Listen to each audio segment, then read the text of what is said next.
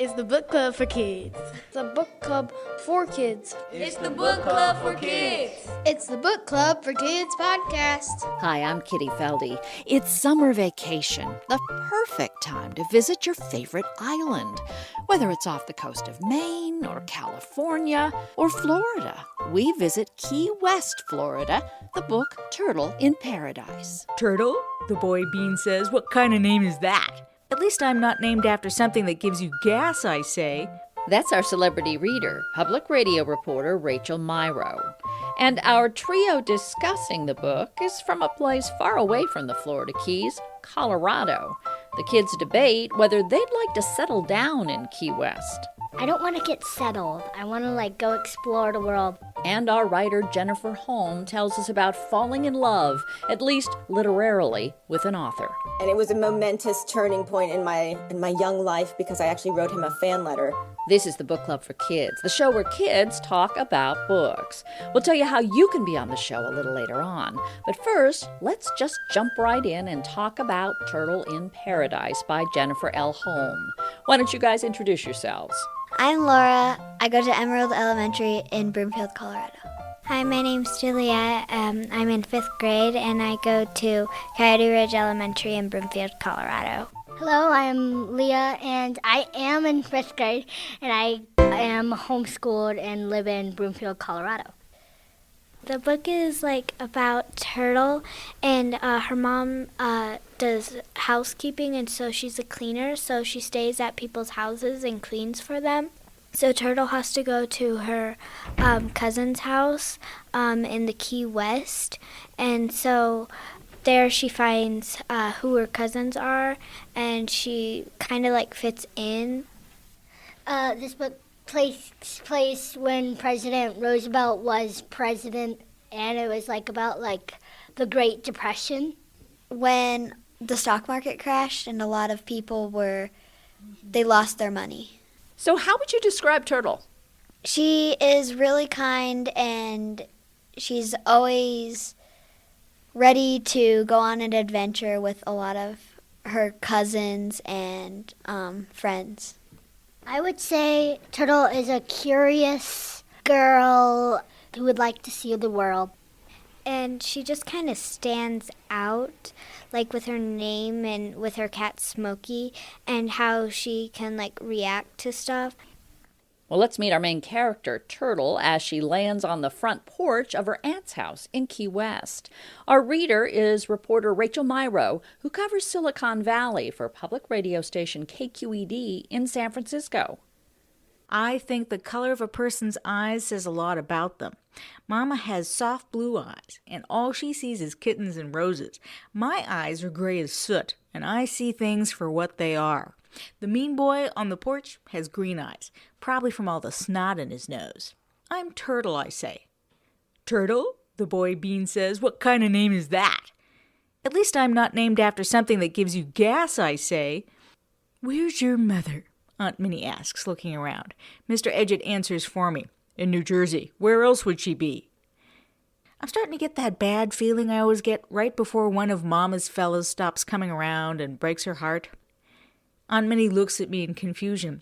I don't understand. Why are you here without your mother? Didn't you get her letter, I ask. What letter? Did something happen to her? Mama wrote you a letter, I said. She got a new job as a housekeeper, and Mrs. Budnick doesn't like children. So she sent you to me. I didn't have anywhere else to go. She looked shocked. For how long? Until we can get a place of our own, I guess, I say, or until she gets a new job where I can live with her. But Aunt Minnie isn't listening to me. This is just like Sadie Bell. She never thinks, as if I don't already have enough with 3 kids and a husband who's never home. She looks at Smokey. And you brought a cat? Smokey's a good mouser, they say.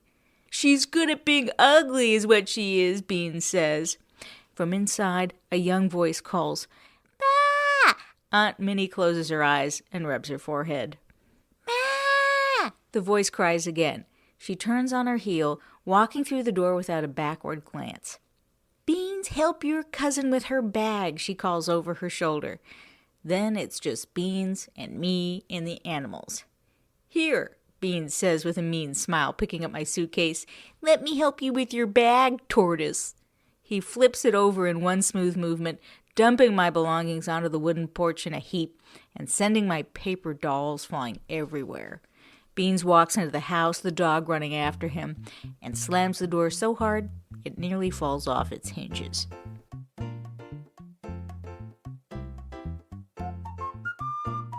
So talk a little bit about Key West. You guys never have been there, right? No, we have not been to Key West. So what's it like from what the book tells you? A poor, sort of like little town, sort of. They live in alleys where townhouses are, and then there's different types of keys. Now, when we say key, are we talking about the thing you stick in a door? No, we're not talking about the thing you stick in the door. We're talking about the different areas of the place where they live. Key West is more of a tropical area. Nobody wore shoes there, so, 'cause probably it was so hot. I'd probably bring, like, pants and stuff because I'm so used to Colorado instead of, like, shorts and short sleeve shirts. I'm also used to, like, not having to wear shorts except for, like, only a few months. Because here in Colorado, our weather is changing constantly. I've lived in Kansas City, so that's really humid there, so I can kind of imagine, but I'm sure it's a lot hotter in Key West, so I can't fully understand, but I do understand the humidity part of it. Well, does it sound like a place you'd like to go visit?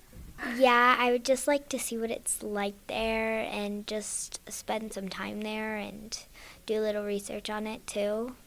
I would like to go to Key West, but not like live there because I don't want to get settled. I want to like go explore the world like Sadie Bell. I think it would be cool to go visit there because I've actually personally never been to the coast, so I've never actually been to the ocean.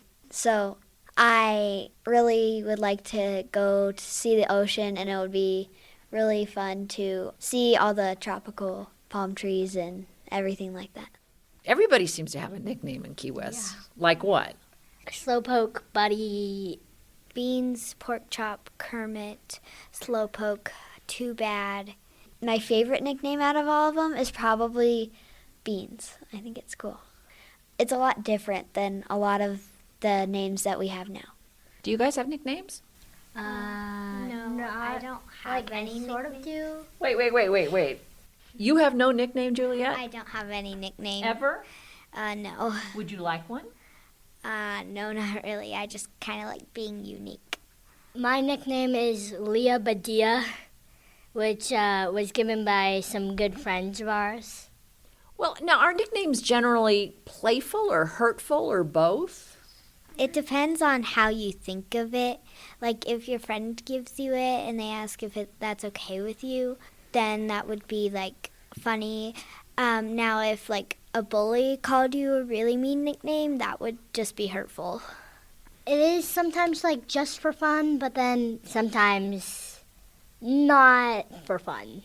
Well, then what's the difference? Is it whether you choose it or whether you, as you said, give permission to use it? I mean, where is that line drawn? If someone that doesn't like you or is really mean to people gives it to you, that's not really a playful nickname, I'd say. But if your friend or your family member gives it to you, that's more of a playful nickname. We asked writer Jennifer Holm about all the nicknames in Turtle in Paradise.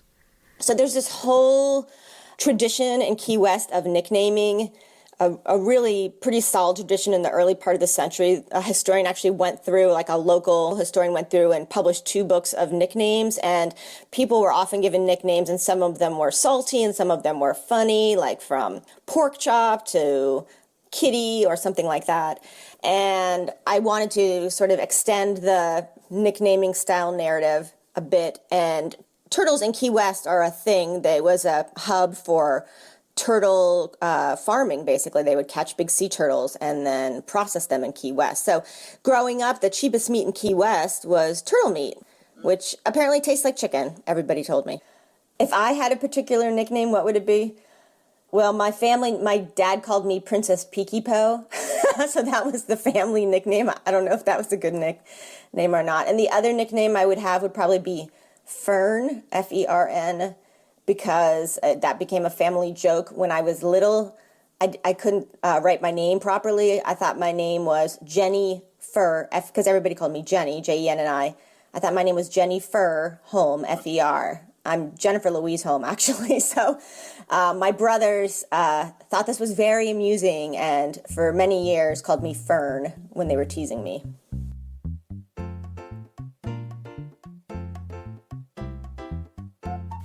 So which character did you like the best? Probably Pork Chop. He always made me laugh because of what he said. It was just really funny.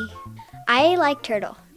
Not just because she's the main character, but because she's really funny and she's really outgoing, and also she likes to run around and go on adventures and do stuff that not a lot of people like to do. Do you go on adventures like Turtle? I wouldn't say that, but I do like to go to different places, like go see different types of areas. I really like the character Slowpoke because I think it's like sometimes good to be late. Well, you don't have to be like right on time, I guess. You can like think about it and take it in, I guess. Yeah, slower pace down in Key West. So what kind of a mom is Sadie Bell? So she'll get together with someone and then they'll break up, and then she'll get together with someone and then they'll break up. I don't know.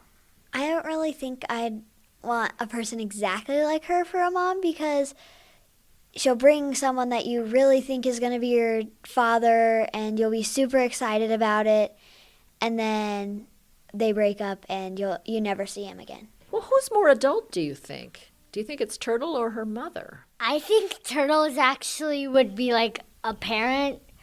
Well, not a parent, but she really like stays strong and keeps like her small little portion of the family together when the times are rough. She would be a very good parent if I had her. She would be really like my favorite mom. She is always keeping it together. She doesn't really break out or like get upset. She just kind of holds it inside. She's more of the nourishing parent than her mom, because her mom is really, if it's just a little thing, she'll break down, and Turtle will have to try to keep herself together so she can help her mom, instead of her mom trying to keep herself together and help Turtle. So let's talk about this diaper gang. What the heck is the diaper gang? The diaper gang watches bad babies like that don't behave well, and so they'll bring a bunch of blankets along, and then they'll wrap the babies up in the blankets, and then they'll lay them in the sun, and then they'll fall asleep, and they just kind of chill out and they get paid with candy, and they also have a secret formula, which I'm not going to spoil. They really like doing what they do, I guess, because it's really fun for them, and they really don't have to do much, because after they put the baby in the sun and it falls asleep, they just go play around, and they'll go check on it every once in a while. But normally Turtle and Smokey, her cat, would stay and watch the baby because she was really worried. I think they have a really good creative imagination of it, and plus you really got to know the secret formula. You got to be in the diaper game to know. Do you think your parents would allow a baby, to be taken away by the diaper gang to be babysat? I do not think so, because A, they're kids, and B, they do seem to get into a lot of trouble. So I highly doubt my parents would let those kids just take me or my sister or anything like that. I would not really trust them since, I would want my mom and dad to like get to know them before like you trust them, just like any parent would want to do. Well, what makes a good babysitter?